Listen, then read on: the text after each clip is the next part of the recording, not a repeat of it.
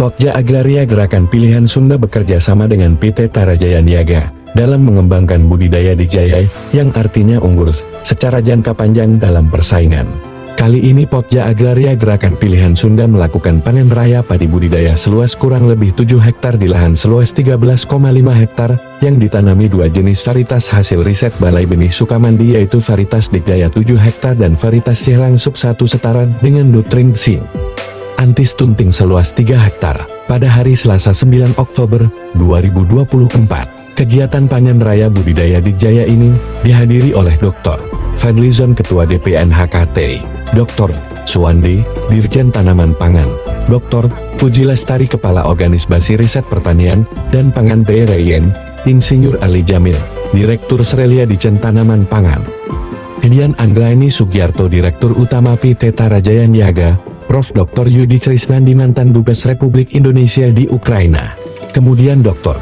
Ahmad Haryawan, anggota DPR RI, Dapil 2 Kabupaten Bandung, Ambiswara Wakil Ketua DPR di Provinsi Jawa Barat, Maijen TNI Purn Tatang Sanudin Pembina Gerakan Pilihan Sunda Presiden Tani Indonesia, Maijen TNI Purn Denika Irawan Ketua Alumni Lemhanas Jawa Barat. Dihadiri juga oleh Maijen TNI Purn Dedi Kusnadi Tamin Pandam 3 Siliwangi tahun 2013 Ketua Umum DPKLTS, Hab Otong Wiranta Ketua KTNA Jawa Barat, Pimpinan Balai Benih Sukamandi, Utusan Kemeninvest, Deres, Mahpudi Sukirman, Direktur IKAPI Jawa Barat, RD. Tolil Aksan Umarsin Wakil Ketua ITHI Pembina Gerpis. Teknik budidaya Dikjaya ini jumlah malai penrumpunnya itu lebih dari rata-rata padi dengan teknik biasa. Sudah dilaksanakan di simbolik panen. Terima kasih atas kedatangan Pak Fadli sebagai Ketua DPR HKTI Pusat. Ini semua bisa disosialisasikan kepada pemerintahan baru bahwa ini situasi global, ini kita harus punya berbagai macam cara untuk ketahanan pangan, dan kita bisa salah satunya adalah cara metode yang dikembangkan oleh Pokja Agraria Gerakan Pilihan Sunda dan PT Tarajaya Niaga. Atur nuhun. Pertama saya ucapkan selamat kepada para petani tokoh pertanian di Ciherang yang telah membuat satu inovasi dengan teknik salibu ini yang bisa memanen sampai 4 kali. Kita tadi maka akhir panen pertama, tapi ini sudah beberapa kali dipanen dari varietas yang unggul dan jumlah butir yang banyak, tangkai yang banyak, finansi yang banyak. Tetapi dengan yield ya, hasil panen yang bisa mencapai lebih dari kebiasaan. Ini kan sesuatu yang menurut saya inovasi yang luar biasa dengan teknik salibu tadi. Pak Haji Endang ya, bahkan bisa mencapai 35 ton per tahun ya? Per tahun dengan sekali tanam benih langsung, tabela 4 kali ya? Tabela tanam benih langsung, kemudian dipotong, bahkan tadi sudah ada mesin inovasinya sendiri untuk alat pemotong.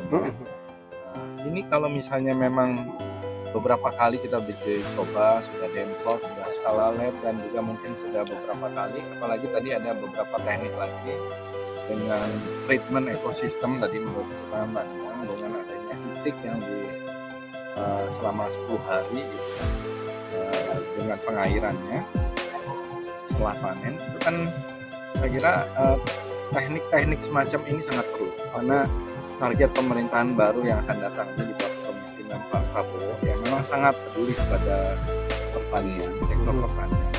Beliau juga pernah menjadi Ketua Umum DPN HKTI selama 2 periode.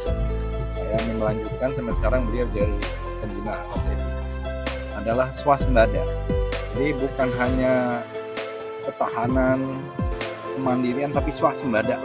Bagaimana bisa mencapai kembali swasembada pangan yang dulu pernah kita capai. Ini memang tantangan yang berat, karena swasembada pangan ini membutuhkan kerja keras dari semua pihak, dan terutama tadi ya paling penting adalah petaninya. Petani harus untung. Ya HKTI mendorong harga gabah kering panen, harga gabah kering panen terutama ya, itu harus menguntungkan petani. Kita yang mendorong tahun lalu juga agar HPP itu naik dengan layak gitu.